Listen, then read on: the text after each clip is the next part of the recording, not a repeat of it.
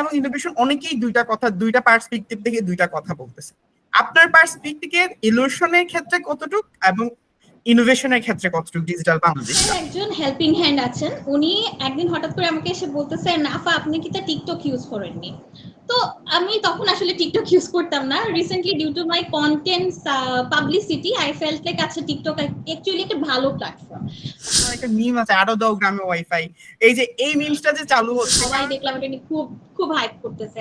লায়লা মামুনের একটা ভিডিও, তারপরে তো এই জিনিসগুলো হচ্ছে মিলিয়ন মিলিয়ন ভিউজ পাইতেছে। এখন আমার কথা হইতেছে তুমি কন্টেন্ট ক্রিয়েটর হইলে তুমি কেন অন্য মানুষের, আমরা কোথায় যাচ্ছি? আমরা যা দেখছি সেটাই কি বাস্তব, নাকি আমরা একটা ডিজিটাল স্বপ্নে হাঁটছি যা মাটির নিচে ফাঁকা? স্বাগতম সবাইকে হোয়াটস নেক্সট ফর বাংলাদেশ পডকাস্টে, যেখানে আমরা কথা বলবো বাংলাদেশের ভবিষ্যৎ নিয়ে। এখানে নেই সাজানো গল্প, নিয়ে এক পেশে চিন্তা, আছে প্রশ্ন, আছে বিতর্ক, যার আছে ভবিষ্যৎ খোঁজ। আমি জাহিদ হাসান সাগর, আপনাদের আজকের হোস্ট। এই সিরিজে আমরা কথা বলবো বাংলাদেশের সমসাময়িক বিভিন্ন বিষয় নিয়ে। আমাদের আজকের পর্বে আমরা কথা বলবো digital Bangladesh, innovation or illusion. আমরা কি আসলে প্রযুক্তির স্রোতে এগুচ্ছি, নাকি ডিজিটালাইজেশনের শুধু একটি ডিভাইস এবং ওয়াইফাই এর মধ্যে সীমাবদ্ধ? চলুন শুনি গল্প, বিশ্লেষণ এবং বাস্তব অভিজ্ঞতা আমাদের একজন তরুণ প্রযুক্তি ভাবকের কাছ থেকে, যিনি এই প্রশ্নগুলো নিজের কাছের ভেতর থেকে প্রতিদিন অনুভব করেন। আমাদের আজকের পর্বে অতিথি হিসেবে আছেন তাহমিদা ফাতেমা চৌধুরী নিবিতা, যিনি একজন content creator, regular stories of নিবিতার English instructor at Torong Academy, and also a good debater, a young leader, and also an organizer. স্বাগতম তাহমিদা ফাতেমা চৌধুরী নিবিতা, আপনাকে পেয়ে আমরা খুবই আনন্দিত আজকের পর্বে। Thank you so much, Bhaiya. That was a very long introduction. Even though I left the job at Torongo Academy, I actually forgot to, update my CV. Anyway, it was a nice experience there as well. তবে হ্যাঁ, এখন আমি হচ্ছে আর কোনো ধরনের হয়তোবা জবে না থাকলেও I have a full time invest করার মতন টাইমকে একটা জায়গায়। তো I'm doing alhamdulillah good and I'm very happy to be in your program. আপনারা সবাই কেমন আছেন, আপনাদের টিম কেমন আছে, আপনাদের ব্যাপারেও আজকে জানবো এবং hopefully we will be able to give us ourselves a very good conversation ahead. আমরা খুবই ভালো আছি, আশা করছি আপনিও খুব ভালো আছেন। তো আমাদের আজকের যে টপিক নিয়ে আমাদের হোয়াটস নেক্সট ফর বাংলাদেশ এই সিরিজে আমরা যেটা কথা বলবো সেটা হচ্ছে digital Bangladesh, illusion or innovation. তো আমরা সরাসরি কথাই বলে যাই এবং কথার মধ্য দিয়ে আমরা গল্প করব, আড্ডা দিব এবং আমাদের আজকের টপিক নিয়ে কথা বলবো। ডিজিটাল বাংলাদেশ শব্দটা মোস্ট প্রবাবলি আমরা অনেক ছোটবেলায় শুনেছি, আমি কিংবা আপনি। এই যে ডিজিটাল বাংলাদেশ শব্দটা শুনেছি এবং এই ধারণাটা আমাদের জন্য অনেক নতুন ইনোভেশনের পথ খুলেছে। এবং এই ধারণাটা যখন আপনি প্রথম শোনার পরে প্রথমে আপনার কি বিষয় মাথায় আসে, বা এই শব্দটাকে ধারণ করার জন্য কি মাথায় আসে প্রথমে? আমি ডিজিটাল বাংলাদেশ কনসেপ্টটা আসলে অনেক ছোটবেলায় আপনি যেটা বললেন শুনেছি। তখন আমার মনে হয়তো মোবাইলে কথা বলা আর এই নেটে ছবি ছাড়া হচ্ছে গিয়ে ডিজিটাল বাংলাদেশ। আনফরচুনেটলি আমাদের আশেপাশের মানুষজনের কনসেপ্ট হচ্ছে ওইরকমই ছিল for a very long time, এবং এখনো অনেক মানুষজন এরকমই ধারণ করে, but the concept is actually huge, যেটা আমি যত দিন যাচ্ছে তত বেশি ওই জিনিসটা জানতে পারছি। অ্যান্ড রিসেন্টলি যেহেতু আমাদের সবার কাছেই ফোন আছে, we have the option towards internet, towards all these facilities 24/7. So আমার কাছে মনে হয় এটা একটা বৃহৎ কনসেপ্ট, যেটার ছোট্ট খাট্টো কাজ হিসেবে আমরা হয়তো অনেক কিছু দেখছি, অনেক কিছু আবার দেখছি না। তবে ডিজিটাল বাংলাদেশ যে টার্মটা, সেটা যেভাবে এগোচ্ছে, আমি খুব আশাবাদী যে ওই কনসেপ্ট গুলো থেকে আমাদের আগের প্রজন্ম বলেন, এখনের প্রজন্ম বলেন, যেটা আমরা দেখতে পাচ্ছি অলরেডি চেঞ্জেস, যেটা আরো দেখবো ইনশাল্লাহ। এবং এটাই আমার কাছে ডিজিটাল বাংলাদেশ মানে এই মুহূর্তে একটা ভীষণ রকম উদ্ভাবনময় একটা জায়গা, যেখানে ইনোভেশন দেখতে পাচ্ছি, অনেক ইনভেনশনস দেখতে পাচ্ছি, অনেক নতুন কিছু দেখতে পাচ্ছি এবং এক্সপ্লোর করার বৃহৎ সুযোগ আছে। ওকে, তো আপনি তো হচ্ছে প্রায় অনেকদিন যাবত অ্যাজ এ কন্টেন্ট ক্রিয়েটর হিসেবে আপনার রেগুলার স্টোরিজ অফ নিবিতা এটাতে হচ্ছে অ্যাজ এ কন্টেন্ট ক্রিয়েটর হিসেবে কাজ করছেন বা নিজের ডেইলি ব্লগস দিচ্ছেন।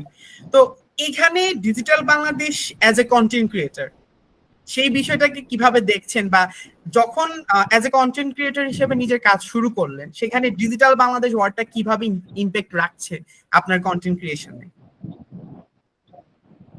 আচ্ছা, প্রথমত ভাইয়া, the content creation word itself is a big word. আমি জানি না আসলে আমার কাজগুলোকে আসলে কন্টেন্ট ক্রিয়েশনের মধ্যে ফেলা যায় কিনা, do I even deserve that or not.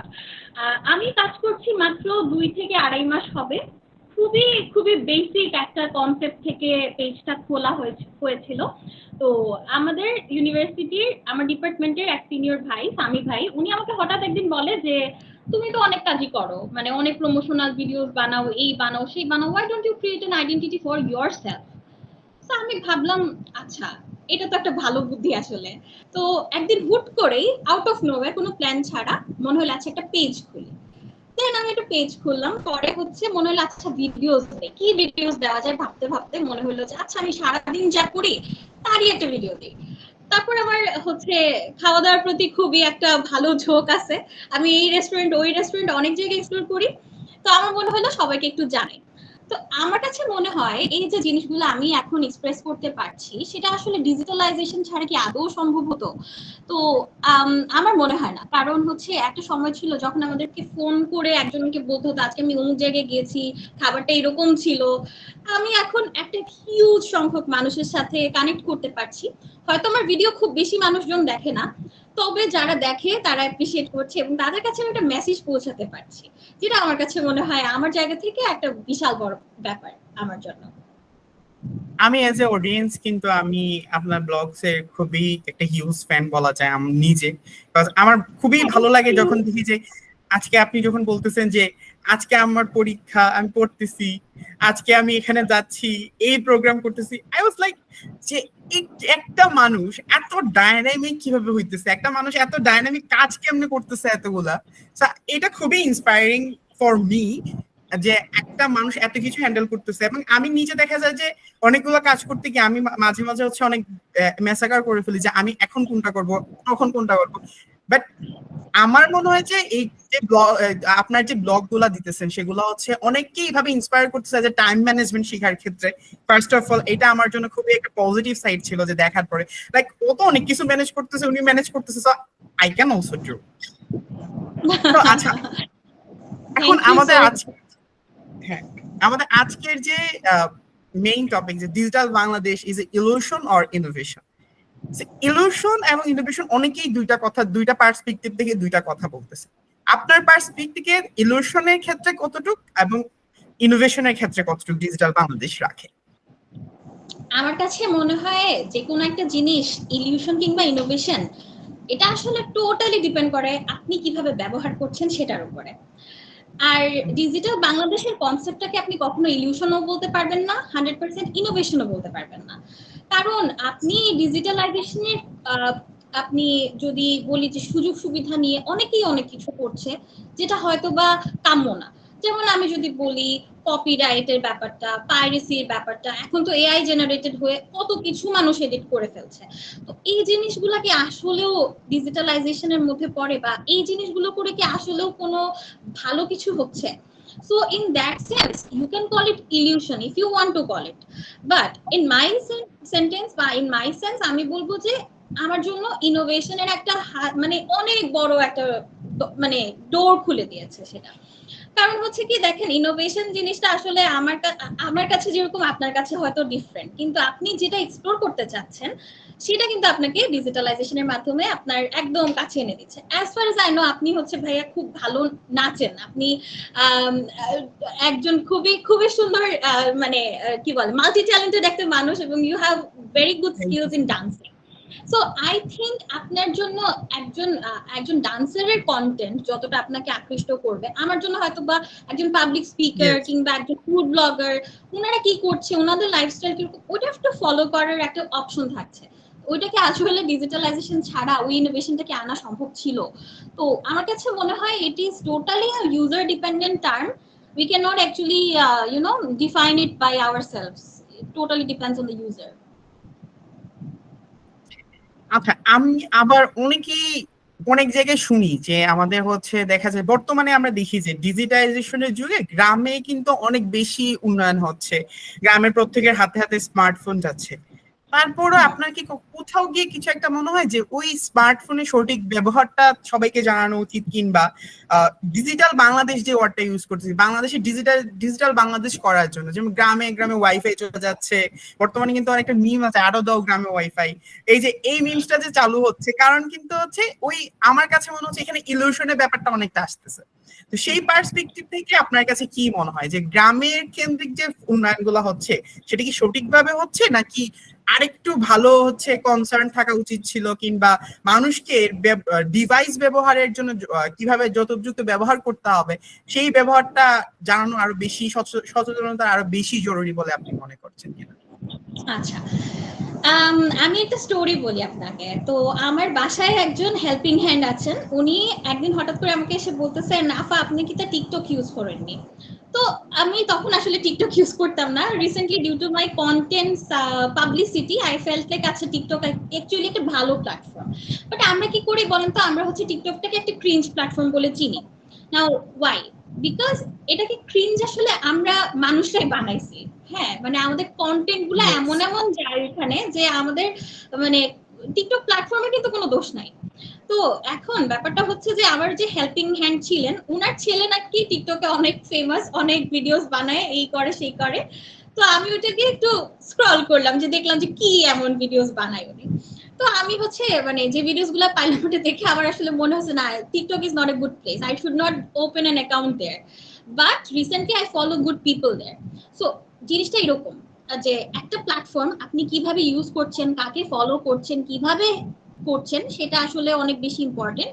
এই জিনিসটা আনফরচুনেটলি আমি বলবো যে আমাদের শহরে যেরকম আমাদেরকে আসলে পড়ানো হয়, একটা জিনিসকে স্টাডি করানো হয় যে না তুমি digitalization means this this this this, but to them ইন্টারনেটের ব্যবহার মানে হচ্ছে নেটে ছবি ছেড়ে দেওয়া, নেটে হচ্ছে আপনার ভিডিও ছেড়ে দেওয়া। It's not like the same term, there can be more uses of it, যেটা আমরা দেখছি, এমন না যে দেখছি না, তবে একটু কম দেখছি। এটা ট্রু যে গ্রামের এলাকাগুলোতে আরো বেশি ইউজার অথবা অ্যাক্সেসিবিলিটি একটু বেশি থাকলে, অথবা ভালো একটা টিচিং থাকলে আমার মনে হয় যে অনেক বেশি উন্নতি করতে পারতো। আমাদের মতনই হয়তো বা মানুষজন দেখতেন যে আরো বেশি ব্লগ বানাতো। এখন যে বানাচ্ছে না ব্যাপারটা সেরকম না।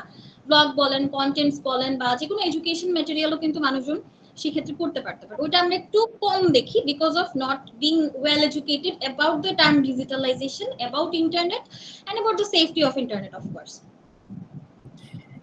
আচ্ছা, এই কথার জন্য গ্রামের যে স্টোরি কথা, এর প্রেক্ষিতে কিন্তু আমরা দেখি যে বর্তমানে ভাইরাল শব্দটা অনেক বেশি ফেমাস, স্পেশালি গ্রামের দিকে। আমি যদি আমার গ্রামের কথা বলি, সেখানে কিন্তু মানুষ চাচ্ছে যে কোনো কিছু একটা ভিডিও করে ফেসবুকে ছেড়ে দিচ্ছে, বলতেছে যে সে ভাইরাল হইতে হবে। একটা ভিডিও সামহাও ট্রেন্ডে পৌঁছে গেল, সেটাকে কন্টিনিউয়াস ভিডিও যা মন চায় তাই ছাড়তেছে। এই ভাইরালের যুগে এসে যখন আমি দেখবো যে আমার একটা ভালো কিছু ভাইরাল হচ্ছে কিংবা একটা খারাপ কিছু ভাইরাল হচ্ছে, ওই যে অ্যাকসেপ্টেন্সের ব্যাপারটা, যে এটা ভালো না এটা হচ্ছে, এটাকে আমার অ্যাকসেপ্ট করা উচিত কিনা আমার অ্যাকসেপ্ট করা উচিত না, সেই ব্যাপারটা এজ এ কন্টেন্ট ক্রিয়েটর হিসেবে আপনি কিভাবে দেখছেন? আসলে আমার কাছে মনে হয় কন্টেন্ট ক্রিয়েটরের পার্সপেক্টিভ থেকে যদি আপনি চিন্তা করি, আমার কাছে মনে হয় যে কোয়ান্টিটি থেকে কোয়ালিটিটা বেশি ম্যাটার করে আমার কাছে। মানে আমি এখন ধরেন আমি যে কোনো কিছু একটা কিছু ভিডিও করে, মানে একটা যে কোনো কিছু যেটা হয়তো বা আমার সাথে যাচ্ছে না, আমার স্ট্যান্ডার্ডের সাথে যাচ্ছে না, ওরকম কিছু আমি হয়তো ভিডিও করলাম, করার পরে আমার একটা মিলিয়ন মিলিয়ন ভিউজ আসলো। আমার ভিডিওতে কিন্তু এত ভিউ আসে না। প্রথমত আমার ভিডিওতে মনে হয় হাইয়েস্ট কত 60,000 এর মতন মনে হয়, একটা না দুইটা তিনটা ভিডিওতে মনে হয় একটু বেশি ভিউজ আসছে। আমি যেহেতু নতুন কাজ করা শুরু করছি, আমি এক্সপেক্টও করি না যে আমার ভিডিও সবাই দেখবে, খুব পপুলার হয়ে যাবো আমি। আমার আসলে পার্সপেক্টিভটা এরকম যে I try to share my life, I try to share the stories of my life. যদি মানুষ অ্যাপ্রিশিয়েট করলো, না অ্যাপ্রিশিয়েট করলে কিছু করার নাই। আমার ওই ভাইরাল হব, এই করব সেই করব ওরকম মেন্টালিটি আসলে আমার আপাতত নাই। আমি জানি না ফিউচারে কি হবে না হবে। তবে মানুষের অ্যাকসেপ্টেন্সের ব্যাপারটা যদি আমি বলি, there has to be some sort of মানে থট প্রসেস থাকতে হবে মানুষের, যে এটা কি আমার সাথে যাচ্ছে কিনা। আমি ধরেন যেমন ধরেন রিসেন্টলি একটা ভিডিও ভাইরাল হয়েছে, সবাই দেখলাম এটা নিয়ে খুব খুব হাইপ করতেছে, লায়লা মামুনের একটা ভিডিও। Yes. তারপরে হচ্ছে তো এই জিনিসগুলো হচ্ছে মিলিয়ন মিলিয়ন ভিউজ পাইতেছে। এখন আমার কথা হইতেছে, তুমি কন্টেন্ট ক্রিয়েটর হইলে তুমি কেন অন্য মানুষের কন্টেন্টকে চুরি করে এনে তোমার পেজে আপলোড করে ওগুলোতে ভিউজ দিবা?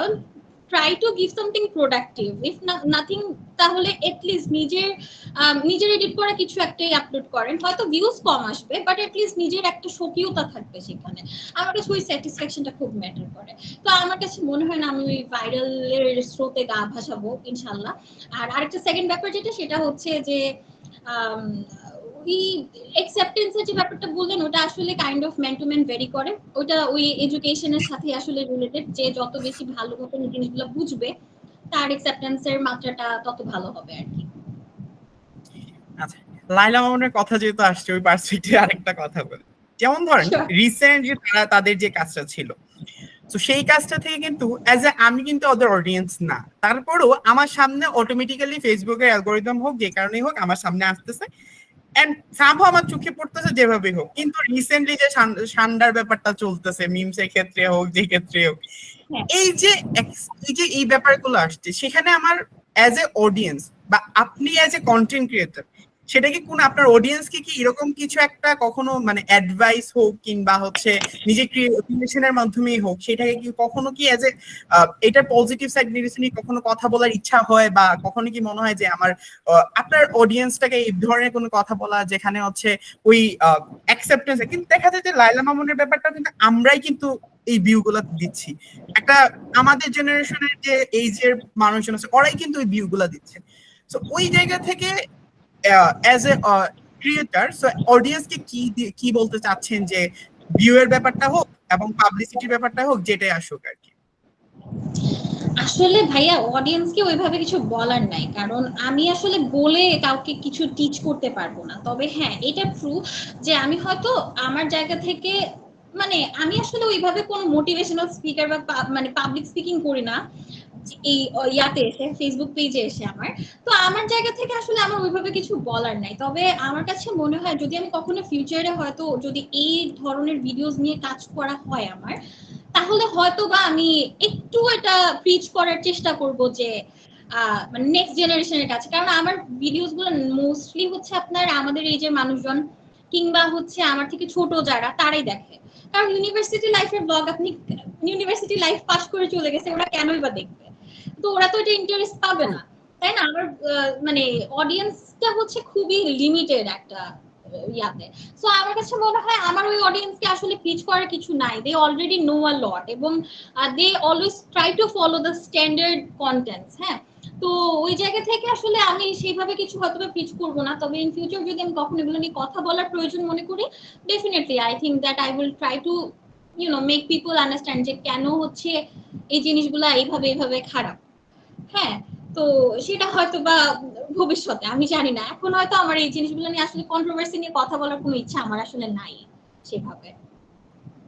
আচ্ছা, যদিও হচ্ছে আপনার কন্টেন্ট ক্রিয়েশন টাইম খুবই অল্প টাইমের, যে কথা বললেন আমাদেরকে, তো তারপরও আপনার এই যে 3 মাসে বা 4 মাসে যাত্রা পথে আপনার কি কখনো মনে হয়েছে যে ডিজিটাল বাংলাদেশ আমাদেরকে যেই প্ল্যাটফর্মটা দিচ্ছে, সেই প্ল্যাটফর্মটা অ্যাজ এ ইয়ং লিডার হোক যেটাই হোক, অ্যাজ এ ইয়ং লিডার হিসাবে বা অ্যাজ এ তরুণ একজন মানে কন্টেন্ট ক্রিয়েটার হিসাবে, সেখানে আপনার কেরিয়ার গড়ার সুযোগ আছে, কিংবা আপনি অ্যাজ এ কন্টেন্ট ক্রিয়েশনটাকে অ্যাজ এ কেরিয়ার হিসাবে নেওয়ার সুযোগ এখন পর্যন্ত বাংলাদেশে তৈরি হয়েছে কিনা?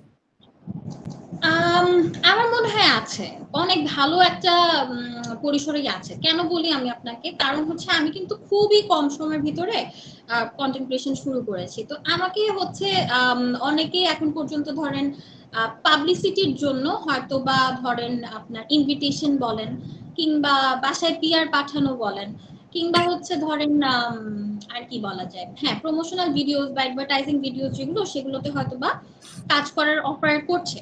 তো সেক্ষেত্রে তারা একটা পেমেন্ট সিস্টেম কিন্তু রাখে। হ্যাঁ, তো ধরেন আপনি পাবলিসিটি তো আমি মানে যদি শুরুতে কেউ এমনি এমনি করেও তারপরেও সে কিন্তু একটা মানে ফি পরবর্তীতে রাখার সুযোগ থাকে। যদি আমি এখন আপাতত কোনো টাকা পয়সা রাখতেছি না, তো আমার আসলে এই মুহূর্তে ইনকাম সোর্স এখান থেকে জিরোই বলা যায়।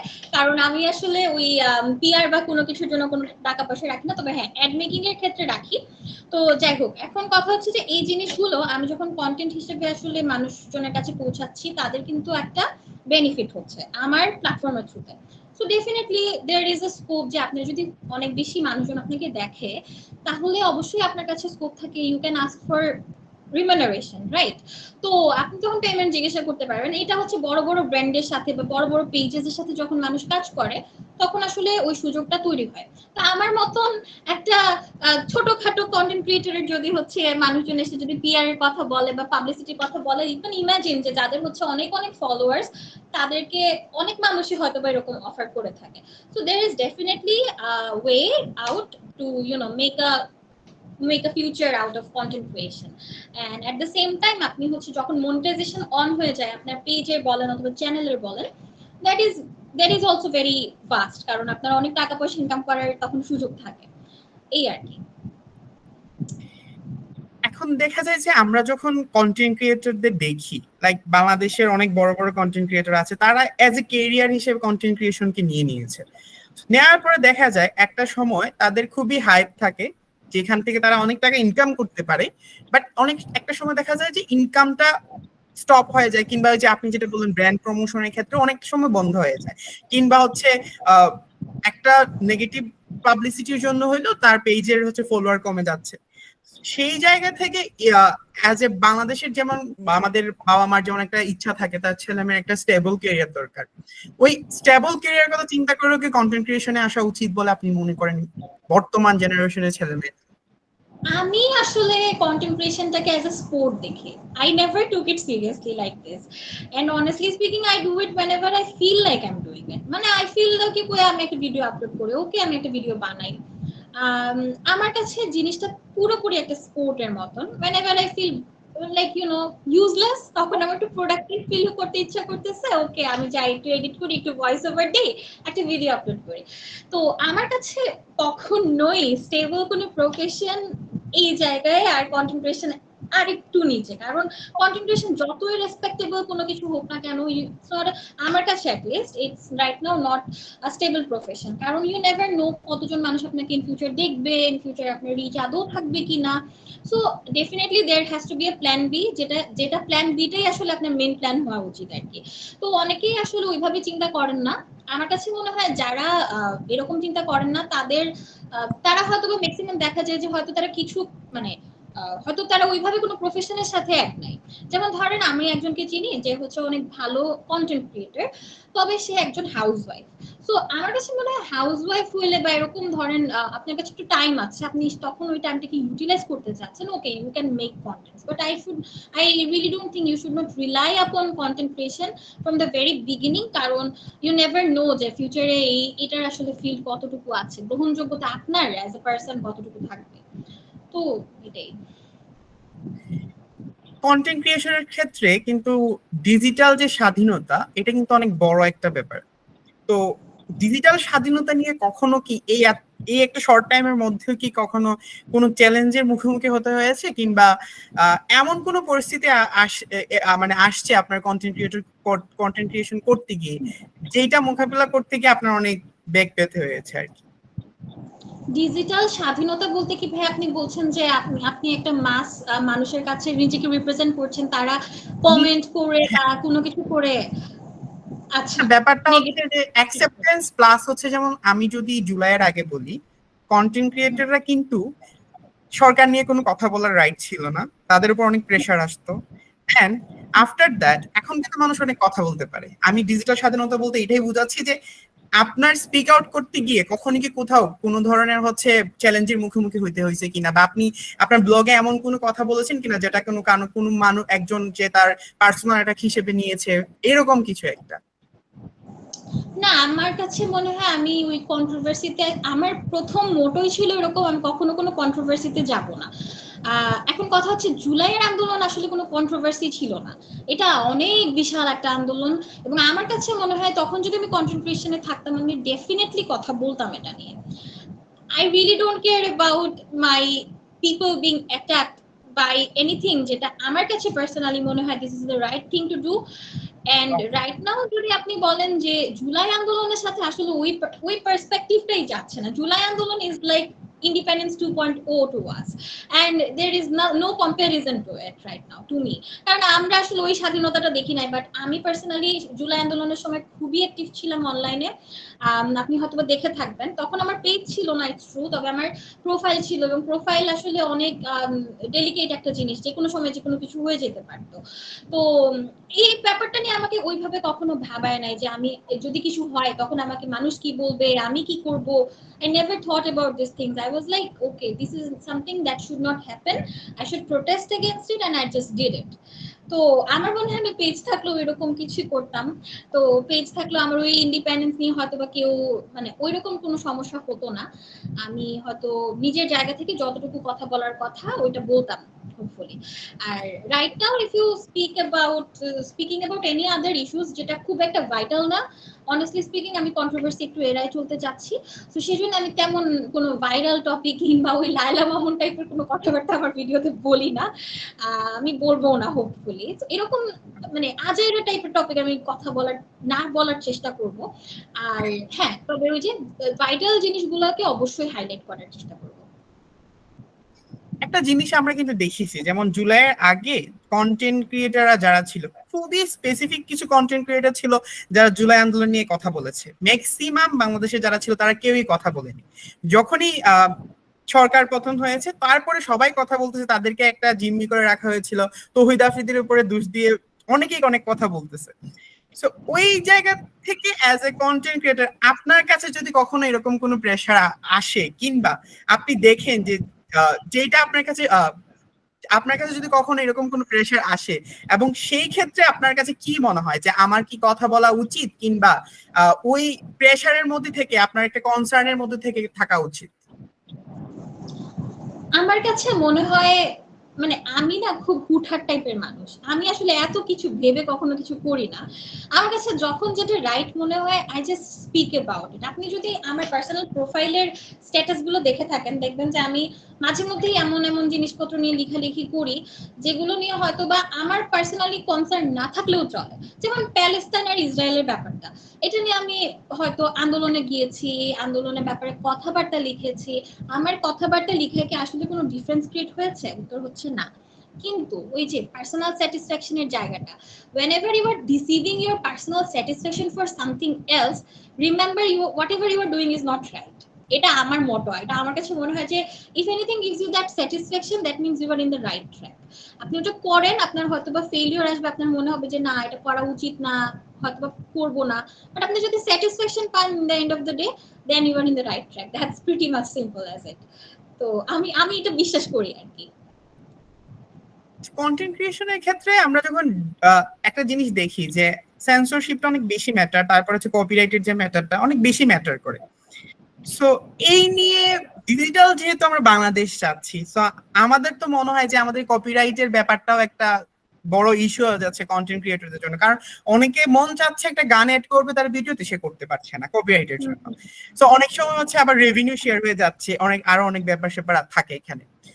সেইখানে গান ইউজ করার ক্ষেত্রে বা কপিরাইটের ব্যাপারটা নিয়ে সেইখানে কি as a content creator digital বাংলাদেশের ডিজিটাল সরকারের কাছে কি কোনো ধরনের আর্জি রাখা যেতে পারে, যে যেখানে হচ্ছে অ্যাজ এ কন্টেন্ট ক্রিয়েটার হিসাবে সেই কপিরাইটের বা সেন্সরটাকে একটু হইলেও করে রিমুভ করা, কিংবা একটু হইলেও হচ্ছে সেটাকে নিয়ে একটু শিথিল করা এই ব্যাপারটা?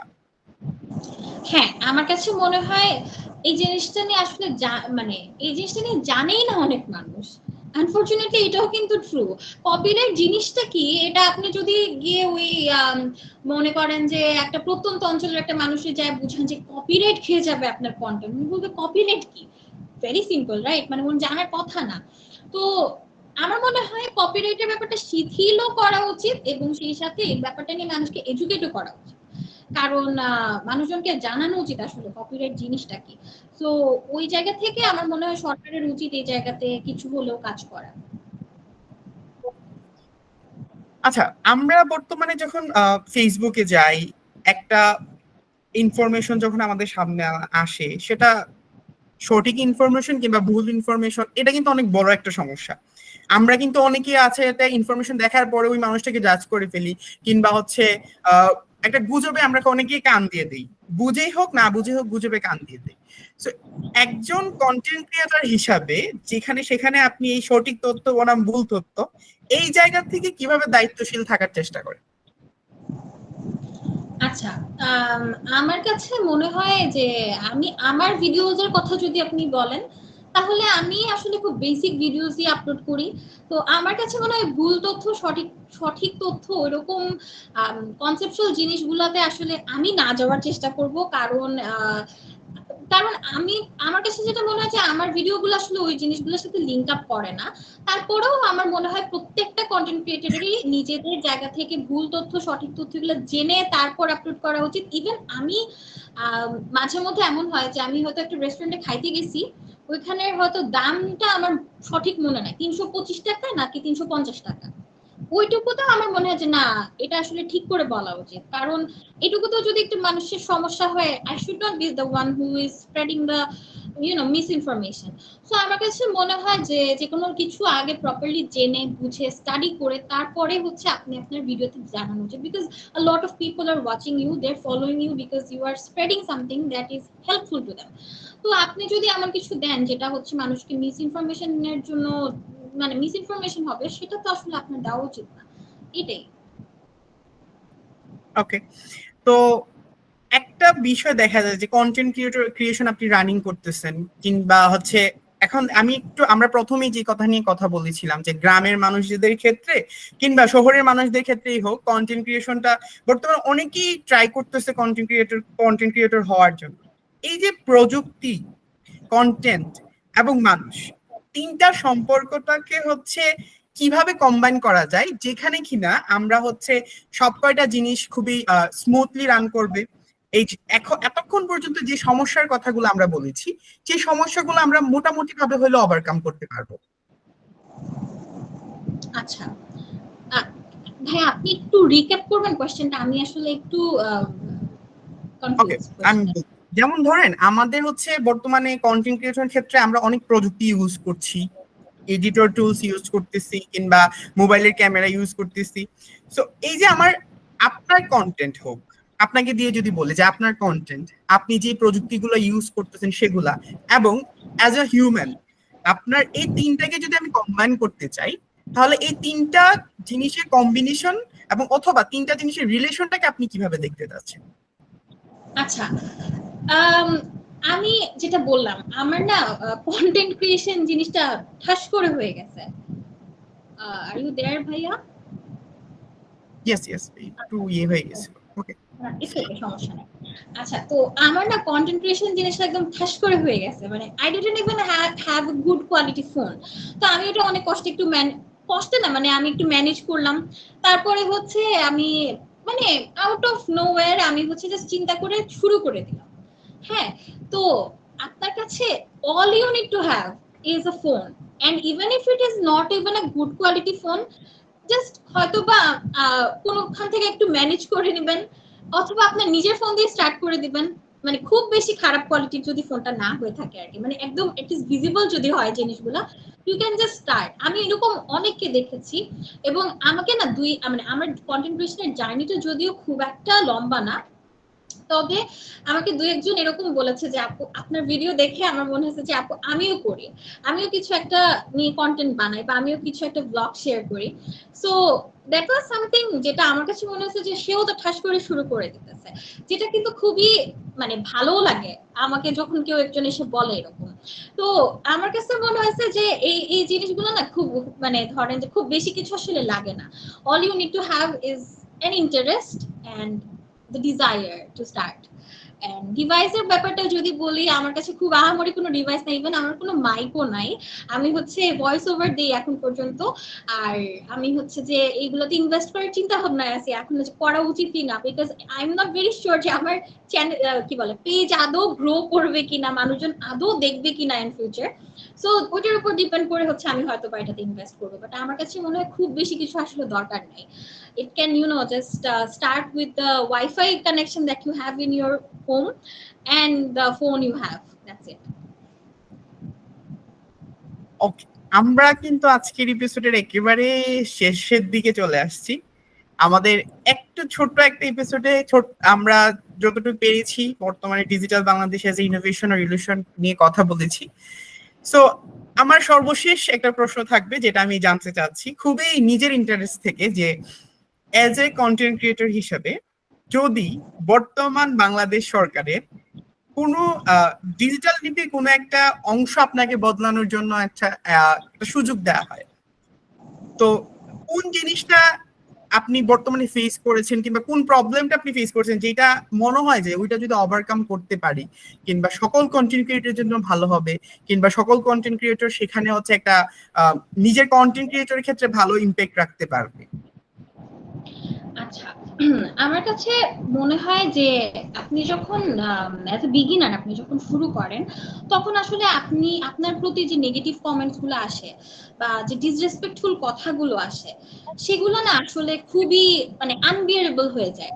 কারণ আপনার মনে হয় যে আমি মাত্র শুরু করলাম, আমাকে এরকম করে কেমনে বললো, কেন বললো, এগুলো নিয়ে অনেক কথাবার্তা মাথায় হয়তো বা কাজ করতে পারে। যেমন আমি হচ্ছে ইনস্টাগ্রামে একটা ভিডিও আপলোড করছিলাম একবার, সো ওখানে হচ্ছে এরকম একজন একটা কিছু বলছে যেটা মানে ভিডিওটা it was not about my appearance, it was not about how I look, it was just about মানে আমার ইউনিভার্সিটি বাস দিয়ে আমি যাচ্ছি, এখানে একটা এরকম একটা এক্সপিরিয়েন্স আর কি। তো খুবই শর্ট একটা, ধরেন 8 থেকে 10 সেকেন্ডের একটা ভিডিও ছিল। And the commentator, the person who commented, আমি চিনিও না ওনাকে। সো আউট অফ নোওয়্যার উনি আশা বলছে কি, look at your face, how do you look, মানে দেখো আগে নিজেকে, তারপর হচ্ছে কি নিজের ভিডিও বানাও। I was like, ভাই, I'm not even like, feeling proud about how I look. আমি কিন্তু কিছু বলিও নাই। তো এটা না রিলেটেবলও ছিল না। আমি যদি বুঝতাম যে আচ্ছা আমি এরকম কিছু আপলোড করছি, তাহলেও দিছে এরকম কমেন্ট, ওকে ফাইন, ইট ওয়াজ আন্ডারস্ট্যান্ডেবল। তো এই জিনিসগুলা হয়তো বা আমার মতন যারা একদম নতুন নতুন কাজ শুরু করছে হয়তো বা তাদেরকে হ্যাম্পার করবে, আমাকে হ্যাম্পার করে না। আমি ওটা মজা পাইছি যে মানে ঠিক আছে, ওকে ফাইন, লেটস সি মানুষের কিরকম থটস আসে আর কি। তো এইটাই আমার কাছে মনে হয় এই জিনিসটা নিয়ে একটু লিটারেসি থাকা দরকার, যে কি ধরনের কমেন্ট আসলে করা উচিত। কারণ এখন তো সবার কাছে ফোন আছে, সবাই কমেন্ট করতে পারবে, সবার কাছে মানে ইটস আ পাবলিক থিং, তো ওই জায়গা থেকে সবাই কমেন্ট করুক, বাট একটু মানে বেটার কিছু করুক। আপনি যদি সমালোচনাও করেন, অ্যাটলিস্ট ওই ভিডিওর পার্সপেক্টিভে করেন। হ্যাঁ, ওখানে যদি কেউ আমাকে বলতো যে না আপনি তো হচ্ছে মানে ওটা পড়াশোনা রিলেটেড ছিল, তো আপনি তো পড়াশোনা করেন না, খালি ব্লগ বানান, খালি ভিডিও বানান, এরকম কিছু লিখলো, আমি ভাবতাম যে না ঠিক আছে, অ্যাটলিস্ট আমার ভিডিওটা দেখে কথা বলছে। তো এটাই মানে এই ডিজিটাল লিটারেসি জিনিসটা যদি আসলে কোনোভাবে মানুষকে টিচ করা যায় অথবা শেখানো যায় যে কিভাবে আসলে এই বিহেভিয়ার কন্ডাক্ট গুলো আসলে কিভাবে ধরে রাখা উচিত, আই থিঙ্ক ওইটা আসলে অনেকটা হেল্পফুল হবে আর কি। তো আমরা আজকের পর্বের একেবারে শেষ দিকে, বলা যায় একবারে শেষে, ধন্যবাদ জানাচ্ছি তাহমিদা ফাতেমা চৌধুরী নিবিতাকে আমাদের আজকের এপিসোডে আসার জন্য, এবং তার সুন্দর এবং চমৎকার কথার মাধ্যমে আজকে আমাদের যে জিজ্ঞাসা ছিল, যে কথা ছিল যে ডিজিটাল বাংলাদেশ নিয়ে, ইনোভেশন নিয়ে, এবং হচ্ছে এটা ইলিউশন নিয়ে, এবং এছাড়া আমরা অনেক পার্সপেক্টিভ নিয়ে কথা বলেছি। বাংলাদেশের বর্তমান সিচুয়েশন, কন্টেন্ট ক্রিয়েশনের সিচুয়েশন হোক কিংবা ডিজিটালের মিস ইউজ হোক বা ইউজেস হোক, এইসব নিয়ে অনেক বিষয় নিয়ে কথা বলছি। এবং আমি সবশেষে থ্যাঙ্কস দিতে চাই নিভিতাকে এত সুন্দরভাবে সবকিছু এক্সপ্লেইন করার জন্য আমার অডিয়েন্সের জন্য। So Nivita. Okay, thank you so much ভাইয়া। সো আমি হচ্ছে যারা এই ভিডিওটা হয়তো দেখবেন তাদেরকে বলবো যে I hope you will definitely love this innovation and this opportunity they have created for the newbie content creators or newbie people যারা হচ্ছে হয়তোবা এই এপিসোড গুলোতে সামনে আসবেন and I'm really happy যে আপনারা আমাকে ইনভাইট করার ব্যাপারটা বিবেচনা করেছেন বিকজ আমি আমার লাইফে অনেক হোস্টিং করেছি একটু আগে বলতেছিলাম এই ব্যাপারটা নিয়ে যে আমি হয়তো অনেক হোস্টিং করেছি জীবনে কিন্তু this is my second time I am here as a guest and আমি অনেক আগে করোনার টাইমে কলেজ লাইফে একবার হচ্ছে এরকম একটা গেস্ট হিসেবে একটা প্রোগ্রামে ছিলাম আজকে অনেক বছর পরে this has given me the opportunity this platform and yeah thank you very much Sagar bhaiya amazing hosting you did a great job and and those who have watched this video hello and assalamu alaikum everyone this is Nivita from Regular Stories of Nivita and I hope you like this video do like comment and share আর আজকের ভিডিওটা ভালো লেগে থাকলে তাদের পেজে একটা like দিয়ে দিবেন and yes thank you very much for watching again আমরাও চাই যে আপনার পেজ রেগুলার স্টোরিজ অফ নিবিতা আরো বাড়ুক আরো ফলোয়ার হোক এবং সেই সাথে করর টিম থেকে আপনাকে অনেক অনেক শুভেচ্ছা এবং অনেক অনেক শুভকামনা thank you so much audience আজকে এই ছিল আমাদের আজকের পর্ব যেখানে আমরা কথা বলেছি digital Bangladesh as a innovation or illusion আমাদের সাথে আজকের গেস্ট হিসেবে ছিলেন তাহমিদা ফাতেমা চৌধুরী নিবিতা সো আজকে নেক্সট এপিসোডে আমরা অন্য একটা বিষয় নিয়ে কথা বলবো অন্য ভিন্ন কোনো গেস্টের সাথে সেই পর্যন্ত আমাদের সাথেই থাকবেন সো আজকে হোয়াটস নেক্সট ফর বাংলাদেশ সিরিজের প্রথম এপিসোড আমরা এখানে শেষ করছি ধন্যবাদ সবাইকে